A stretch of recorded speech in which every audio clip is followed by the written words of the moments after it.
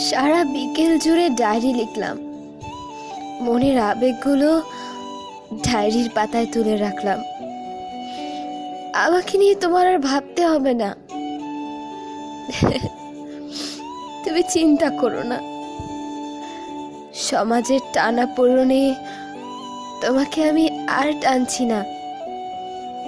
ভেবো না, তুমি আমার হবে বলেও কেন আমার হওনি সেই প্রশ্ন করে জবাবদিহিতার কাঠগড়ায় আমি তোমাকে আর দাঁড় করাবো না। তাই আবেগগুলো ডায়েরির পাতায় তুলে রাখছি। মাঝে মাঝে মনে হয় কি জানো, মনে হয় কিছু সম্পর্ক তার সমাপ্তিতেই ভালো। ভালো থেকো তুমি, অনেক ভালো থেকো তোমার জগতে।